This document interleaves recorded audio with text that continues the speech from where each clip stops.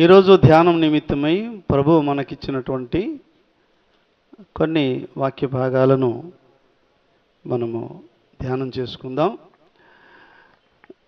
ఆత్మ చెప్పుచున్న మాట చెవి కలిగి విందాం, వినిన మాట హృదయంలో భద్రపరుచుకొని కష్ట క్లిష్ట పరిస్థితులలో దానిని ప్రయోగించి మనం విజయం పొందుకోవాలి.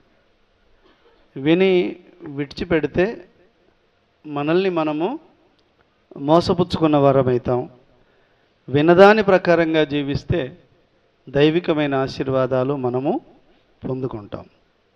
ఈరోజు కొరకై కొన్ని అంశాలు నేను సిద్ధపరిచినాను. 1 అర్పణ, 2 ప్రార్థన, 3 ఆత్మ, 4 ఆస్తి. చెప్పండి. ఒకటేంటిది? అర్పణ, 2వది ప్రార్థన, 3వది ఆత్మ, 4వది ఆస్తి. వీటి గురించి మనము ఆలోచన చేసి దైవికమైనటువంటి బలము చేత మనం ముందుకు వెళ్ళాలి. అర్పణ అని అంటే చూడండి, ఆదికాండం 4వ అధ్యాయము 1వ వచనం నుండి 7 వచనాల దాకా రాయబడి ఉన్నది. ఆదికాండం 4వ అధ్యాయము 1వ వచనం నుంచి 7వ వచనం దాకా నేనే ఆ మాటలు చదువుతున్నాను, విందాం. ఆదాము తన భార్య అయిన హవ్వను కూడినప్పుడు ఆమె గర్భవతి అయి కయీనును కని, యెహోవా దయ వలన నేను ఒక మనుషుని సంపాదించుకున్నాను అనెను. తర్వాత ఆమె అతని తమ్ముడగు హేబేలును కనెను. హేబేలు గొర్రెల కాపరి, కయీను భూమిని సేద్యపరచువాడు. కొంతకాలమైన తర్వాత కయీను పొలము పంటలో కొంత యెహోవాకు అర్పణగా తెచ్చెను. హేబేలు తన మందలో తొలుచూలున పుట్టిన వాటిలో క్రొవిన వాటిని కొన్ని తెచ్చెను. యెహోవా హేబేలును అతని అర్పణను లక్ష్యపెట్టెను, కయీనును అతని అర్పణను ఆయన లక్ష్య పెట్టలేదు. కాబట్టి కయీనుకు మిక్కిలి కోపం వచ్చి అతడు తన ముఖము చిన్నబుచ్చుకొనగా, యెహోవా కయీనుతో, నీకు కోపమేలా? ముఖము చిన్నబుచ్చుకొని ఉన్నావేమి? నీవు సత్క్రియ చేసిన ఎడల తలనెత్తుకొనవా? సత్క్రియ చేయని ఎడల వాకిట పాపము పొంచి ఉండును, నీ ఎడల దానికి వాంఛ కలుగును, నీవు దానిని ఏలుదువు. ఈ రాయబడినటువంటి మాటలు చాలాసార్లు మనము వినే ఉంటాము. అయితే దేవుని యొక్క బిడ్డలారా, ఆదాము హవ్వల కుమారులు కయీను పెద్దవాడు, హేబేలు చిన్నవాడు. ఈ కయీను పుట్టినప్పుడు ఆదాము అవ్వ అనుకున్నదంట, నేను యెహోవా దయ వలన ఒక మనుషుని సంపాదించుకున్నాను అని అనుకున్నదంట. తర్వాత హేబేలును కనినప్పుడు తర్వాత కుమారుడి కలిగను, అతనికి హేబేలు అను పేరు ఆమె పెట్టింది. వీరిలో హేబేలు గొర్రెల కాపరి, కయీను భూమిని సిద్ధపరిచేటువంటి వాడై ఉన్నాడు. వీరిద్దరి పనులు, ఒకరు గొర్రెల కాపరి, ఇంకొకరు భూమిని సిద్ధపరచువారు. వీరిద్దరి పంట పండింది. కయీను తన పంట పొలములో కొంత యెహోవాకు అర్పణగా తెచ్చెను. హేబేలు కూడా తన మందలో తొలుచూలిన పుట్టిన వాటిలో క్రొవిన వాటిని తెచ్చెను. వీరిద్దరు కూడా వారికి కలిగినటువంటిది, వారు సంపాదించినటువంటిది, హేబేలు గొర్రెల మందలలో నుండి క్రొవిన వాటిని దేవునికి అర్పణగా ఇచ్చినాడు. కయీను తన పంట, భూమి పండినటువంటి ఆ పంటలో కొంత యెహోవాకు అర్పణగా తెచ్చినారు. దేవునికి అర్పణగా, దేవునికి కొంతైనా ఇవ్వాలన్నటువంటి ఇనిహిత జ్ఞానం కలిగి వారిద్దరు కూడా దేవునికి అర్పణలు తెచ్చినట్లుగా మనము చూస్తూ ఉన్నాం. కయీను తెచ్చినాడు, హేబేలు కూడా తెచ్చినాడు. అయితే యెహోవా హేబేలును అతని అర్పణమును లక్ష్య పెట్టినను, కయీనును అతని అర్పణను లక్ష్య పెట్టలేదు. దేవుడు మాత్రం హేబేలు యొక్క అర్పణను లక్ష్య పెట్టినాడు, అంగీకరించినాడు, మెచ్చుకున్నాడు, స్వీకరించినాడు. కానీ కయీను యొక్క అర్పణను ఎదుగో మరి దేవుడు లక్ష్య పెట్టలేదు. మనం కూడా కొన్ని పర్యాయాలు దేవుని యొద్దకు అర్పణగా తెస్తూ ఉంటాం.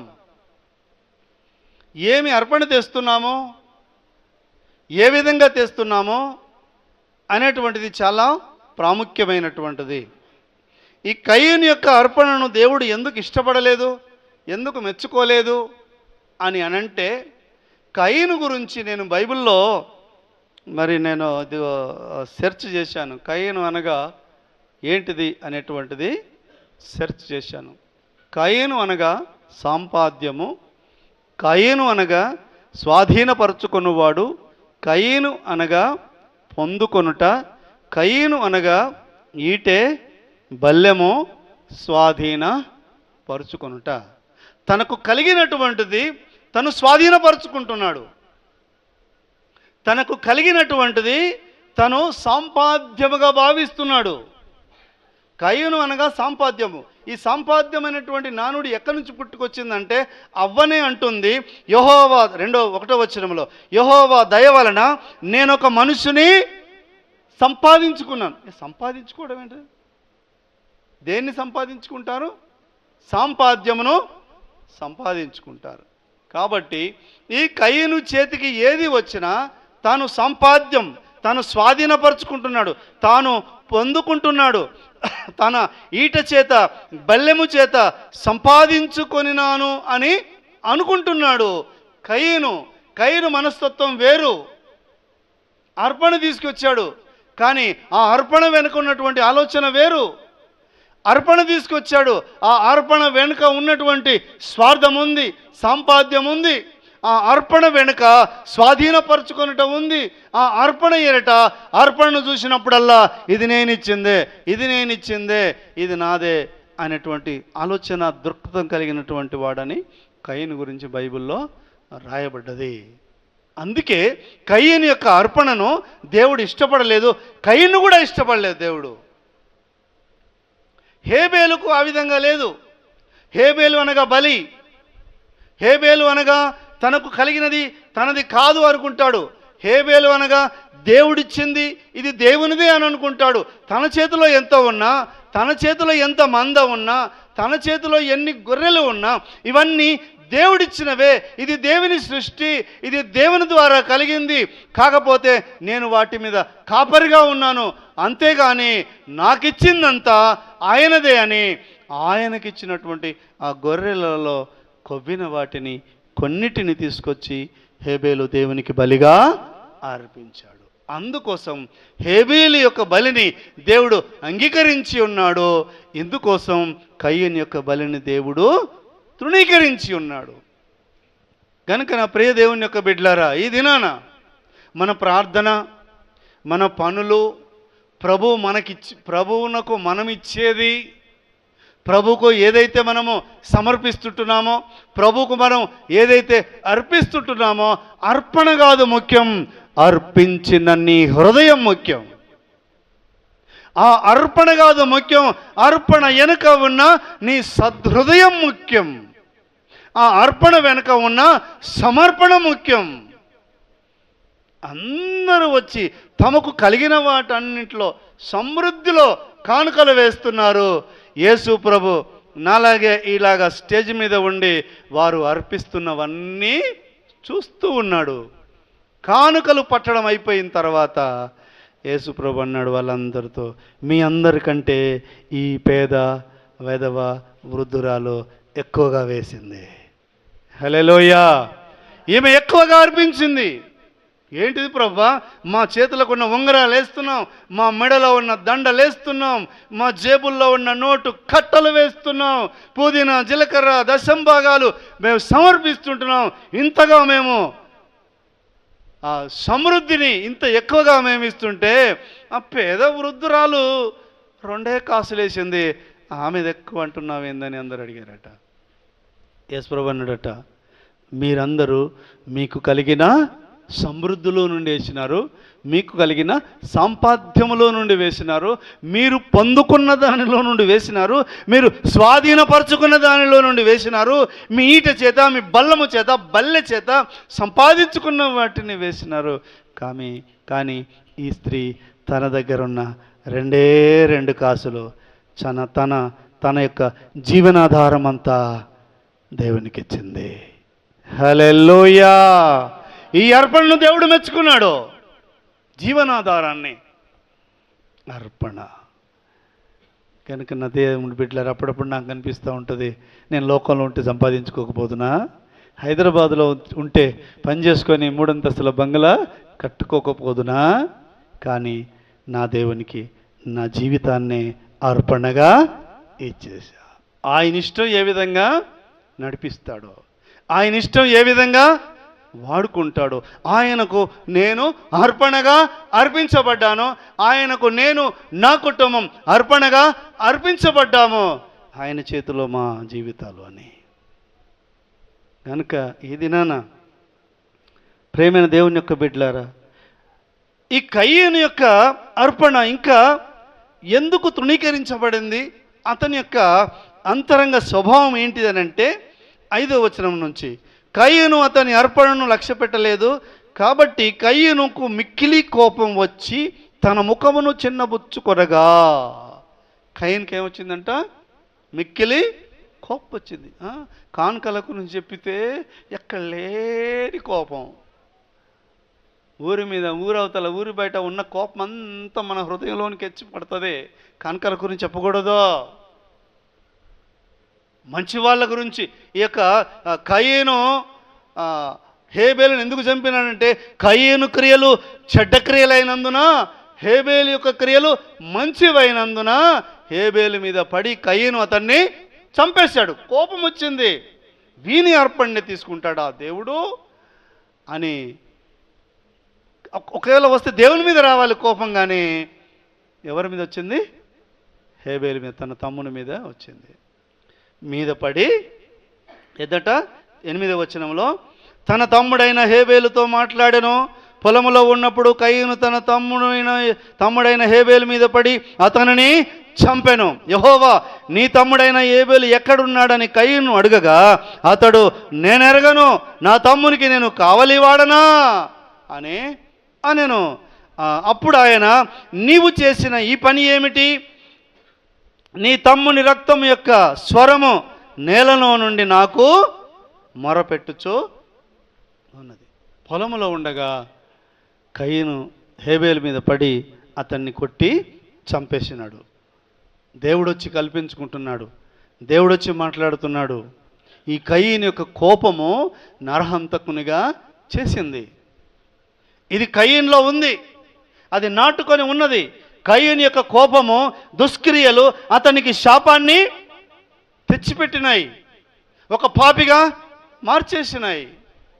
దేవుడు కల్పించుకొని మాట్లాడినా కూడా, నేను నా తమ్మునికి కావలి వాడనా, నేను ఎరగను నా తమ్ముణ్ణి అని మాట్లాడుతూ ఉన్నాడు. కానీ సమస్తము చూస్తున్నటువంటి దేవుని కళ్ళ ఎదుట తప్పించుకోలేము. నీ తమ్ముని యొక్క రక్తము ఈ నేలలో నుండి నాకు మొరపెడుతుంటుండగా ఆ స్వరాన్ని నేను వింటూ ఉన్నాను. ఇక నీ తమ్ముని నీవు చంపినందుకు ఈ నేల మీద ఉండకుండా నీవు శపించబడిన వాడవు. ఈ నేలను సిద్ధపరిచినప్పుడు తన సారము ఇక మీద నీకు ఇయ్యదు. నీవు భూమి మీద దిగులు పడుచు దేశదిమ్మరువై ఉందువు అని చెప్పాను. హేబేలు మీద పడి చంపినందుకు కయ్యను దేవుడు శపించినాడు. మన అర్పణ మనకు శాపము కావద్దు. మన కోపం, మన దుష్క్రియలు మనకు శాపము కావద్దు. కయ్యంతో అంటున్నాడు, నువ్వు సత్క్రియ చేసిన ఎడల నీ తల ఎత్తుకొనవా? నువ్వు సత్క్రియ చేయని ఎడల నీ వాకిటనే పాపము పొంచి ఉంటుంది, ఆ పాపమే శాపమై నిన్ను పట్టుకుంటుంది. కావున ప్రియ దేవుని యొక్క బిడ్డలారా, దేవునికి అర్పించే విషయంలో సంపూర్ణ సమర్పణ కలిగి, సంపూర్ణ త్యాగం కలిగి, సంపూర్ణమైనటువంటి ప్రేమ కలిగి, ఉత్సాహం కలిగి, సంతోషముగా, పిసినారిగా కాకుండా సంపూర్ణంగా దేవునికి అర్పణగా మనము అర్పించాలి. ఇది అర్పణ గురించినటువంటి క్లుప్త వివరణ. కనుక మన అర్పణ కయ్యను అర్పణలాగుండా ఉండకుండా జాగ్రత్త పడినట్లయితే మనం దీవెనకు పాత్రులమవుతాం. రెండవది ప్రార్థన. ఈ ప్రార్థన అనేటువంటిది ఎప్పుడు స్టార్ట్ అయింది? ఎవరైనా చెప్పగలుగుతారా? ప్రార్థన ఎప్పుడు స్టార్ట్ అయింది, ఎప్పుడు ముగించబడింది?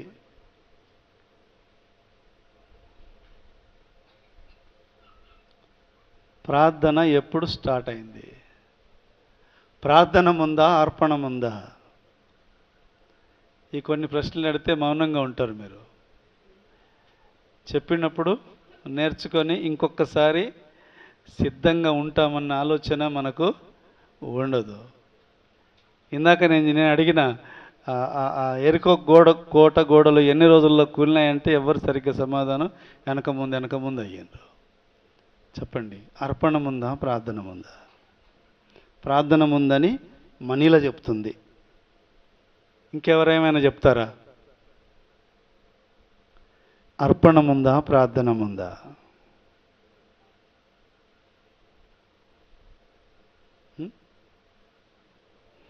తీయండి. అదే 4వ అధ్యాయం, ఆదికాండం 4వ అధ్యాయం 25-26 వచనాలు. ఆదాము తన భార్యను కూడినప్పుడు ఆమె కుమారుని కని కయీను చంపిన హేబేలునకు ప్రతిగా దేవుడు నాకు మరి ఒక సంతానమును నియమించననుకొని అతనికి షేతు అను పేరు పెట్టెను. మరియు షేతునకు కూడా కుమారుడు పుట్టెను, అతనికి ఏనోషు అను పేరు పెట్టెను. అప్పుడు యెహోవా నామమున ప్రార్థన చేయుట ఆరంభమయ్యెను. సమాధానం దొరికిందా? ప్రార్థన ముందా, అర్పణ ముందా? మళ్ళీ ప్రార్థన అంటారేంది? మనీలా నీ ఆన్సర్ తప్పు. అర్పణ ముందుంది, ప్రార్థన తర్వాత ఉంది. ప్రార్థన షేతు కుమారుడైన ఏనోహు పుట్టినప్పుడు ప్రార్థన ప్రారంభమయ్యింది. నేను అనుకున్నా ప్రార్థన ముందే ఉండాలి కదా మనీలు అన్నట్టుగా నాకు ఆలోచన వచ్చింది. కానీ అర్పణ ముందుంది, సమర్పణ ముందుంది, ప్రార్థన తర్వాత ఉంది. మరి ప్రార్థన ఎట్లా పుట్టుకొచ్చింది? ఈ ప్రార్థన ఎక్కడ ఎండ్ అయింది? ప్రార్థన ఎనోష్ పుట్టిన కాలంలో మొదలై ప్రకటన గ్రంథంలో ముగించబడుతుంది. పరిశుద్ధుని పరిశుద్ధునిగానే ఉండనేమో, పాపిని పాపిగానే ఉండనేమో, ఇదిగో ఆయన త్వరగా రాబోతున్నాడు అని ప్రకటన గ్రంథం చివరి అధ్యాయం వరకు ప్రార్థన ఉన్నది. ఇక్కడ ప్రారంభమైంది, అక్కడి వరకు ప్రార్థన ఉంది. ప్రార్థన మనిషి జీవితంలో గొప్ప కార్యాలు చేస్తుంది. సరే, ఏనోసు పుట్టినప్పుడు ప్రార్థన ఎందుకు స్టార్ట్ అయింది అని ఏనోసు గురించి నేను ఆలోచించినప్పుడు ఏనోసు ఒక దరిద్రుడట. ఏనోసు దరిద్రుడట. ఏనోసు ఒక రోగి. ఏనోసు దిక్కుమాలినవాడు. ఏనోసు దౌర్భాగ్యుడు. ఏనోసు మర్త్యుడు అని రాయబడి ఉంది. ఇవన్నీ ఏనోసుకు ఎట్లా వచ్చినాయి అని నేను ఆలోచన చేసినప్పుడు ఈ దరిద్రము, ఈ దిక్కుమాలిన స్థితి, ఈ రోగిగా, ఈ దరిద్రుడుగా, ఈ దౌర్భాగ్యుడిగా ఇవన్నీ ఎందుకు వచ్చినాయి, ఎక్కడి నుండి వచ్చినాయి అంటే ఇవన్నీ కయీనులో నుండి వచ్చినాయి. కయీనులో నుండి ఎందుకు వచ్చినాయంటే కయీను బట్టి నేల శపించబడింది. నువ్వు సేద్యపరిచినప్పుడు ఈ నేల గచ్చు పొదల్ని మొలిపిస్తుంది, నువ్వు దేశదిమ్మరువై తిరుగుతావు అని కయీన్ని దేవుడు శపించినాడు. అక్కడి నుండే ఏనోసు వరకు కూడా వచ్చింది. ఏనోసు గ్రహించి ఏం చేశాడంటే ఈ దరిద్రుడైన ఏనోసు ప్రార్థన చేశాడు, దిక్కుమాలిన ఏనోసు ప్రార్థన చేసినాడు, రోగి అయినటువంటి ఏనోసు ప్రార్థన చేసినాడు, దౌర్భాగ్య స్థితిలో ఉన్నటువంటి ఏనోసు ప్రార్థన చేసినాడు. ఈరోజు దిక్కుమాలిన వారిగా, దరిద్రులముగా, ఏమి లేని వారిగా, దౌర్భాగ్యము నొందుచున్నటువంటి వారి వలె మనము కూడా దేవునికి ప్రార్థన చేసేవారిగా ఉండాలి. ప్రార్థన పరిస్థితులను మారుస్తుంది. ప్రార్థన పరలోకం నుండి సమాధానాన్ని తీసుకొని వస్తుంది. ప్రార్థన అనేక గొప్ప కార్యాలు చేస్తుంది. ప్రార్థన చేయని కార్యం అంటూ ఒకటి లేదు. ఏలియా మనలాంటి స్వభావం కలిగిన మనుష్యుడే. ఏలియా మనలాంటి వాడే. ఆయనను అతను ప్రార్థించగా 3.5 సంవత్సరాలు వర్షము పడలేదు.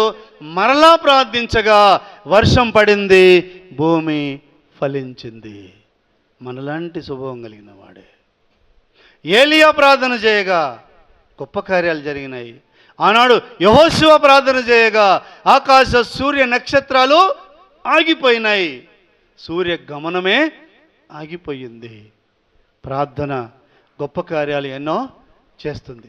గనుక మనము ప్రార్థన చేసేటువంటి వారిగా, దేవుని యొక్క సన్నిధిలో మనము ప్రార్థన చేసేటువంటి వారిగా ప్రతి సమయంలోనూ, ప్రతి పరిస్థితి మధ్యలోనూ దేవుని సన్నిధికి చేరేటువంటి విధముగా మన ప్రార్థన అనేటువంటిది ఇదిగో ఉండాలి.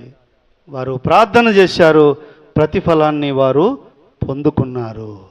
మనం కూడా ప్రార్థన చేసేటువంటి వారిగా, ప్రతిఫలాన్ని పొందుకునేటువంటి వారిగా ఇదిగో మనము ఉండాలి.